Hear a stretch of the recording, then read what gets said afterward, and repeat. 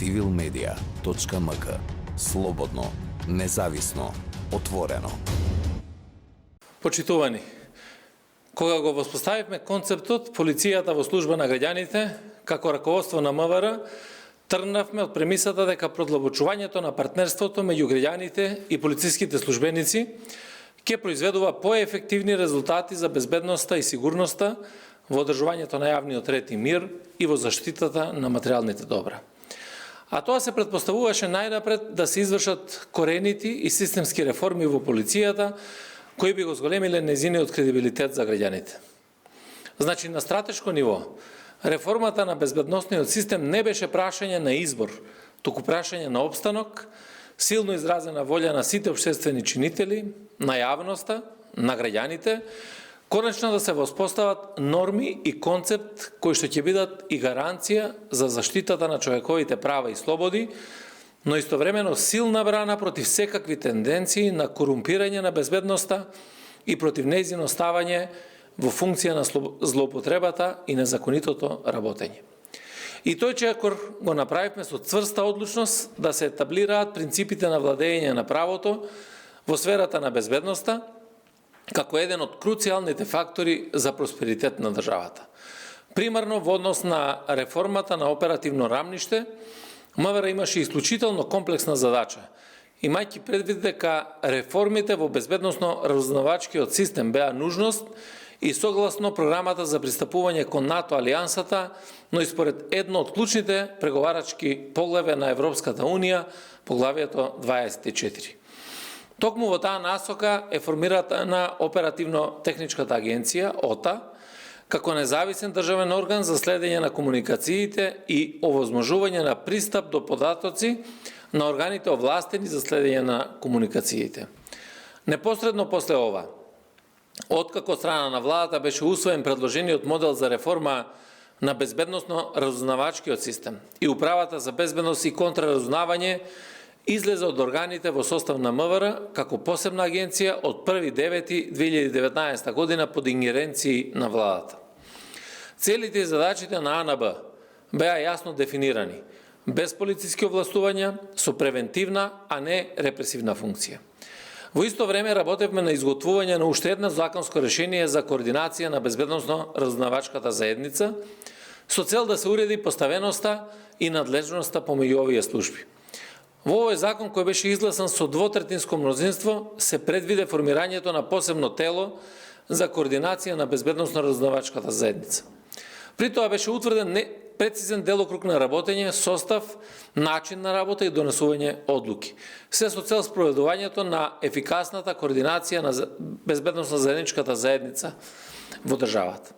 Исполнувањето на високите стандарди кои ги има Европската Унија. Во овие области налагаше да се спроведат тие тектонски промени во нашата држава, но со задоволство може да се констатира дека овие процеси се одвиваат транспарентно и со инклузивност на сите релевантни субјекти, со што се воспоставија темелите на натамошната надградба на целокупниот безбедносен систем, а за што добивме и верификација од Европската комисија.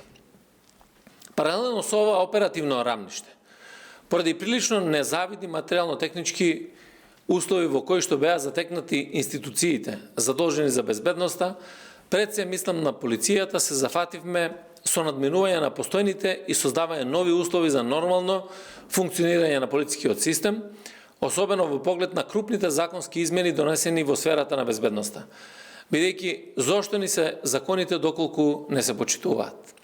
Затоа почнавме примерно со генерално подобрување на материјално-техничките услови за работа, токму на оние од кои што зависи спроведување на законите, а тоа е полицијата.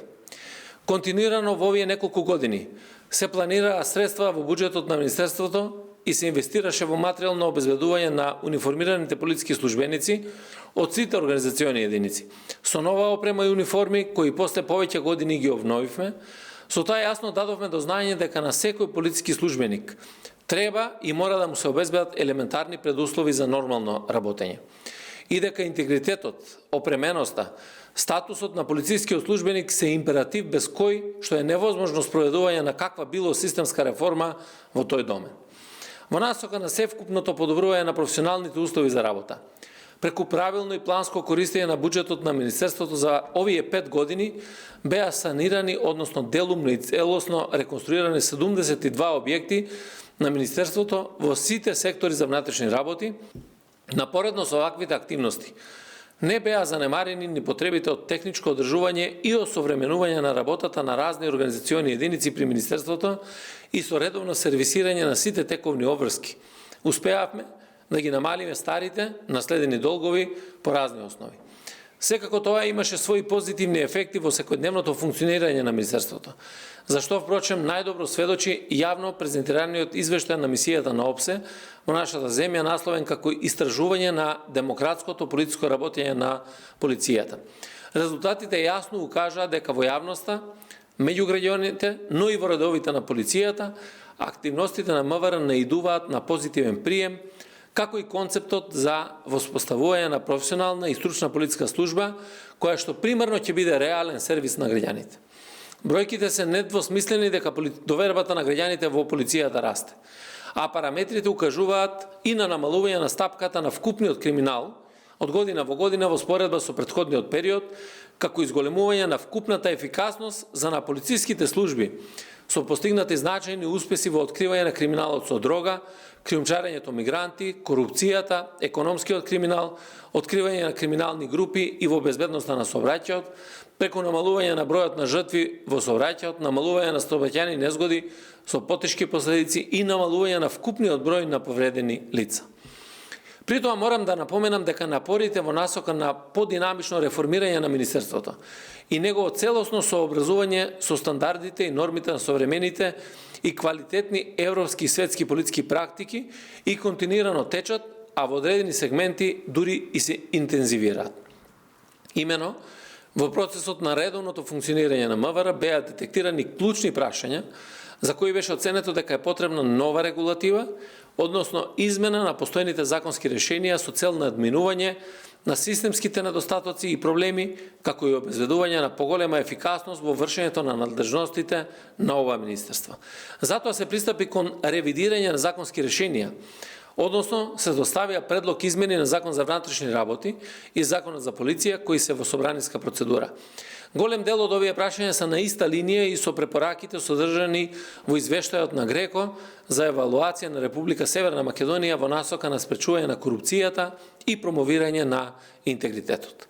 Со законските измени во насока на зајакнување на интегритет на вработените во МВР, како услов е положениот тест за интегритет, комплетната деполитизација на МВР, оперативната независност на полицијата, воспоставување на строги, објективни и професионални критериуми за изменување, односно за именување на директор на полицијата, воведување децидна обврска за пријавување имот на вработените, како и суштинско ревидирање на постојниот систем за дисциплинска одговорност на вработените во МВР.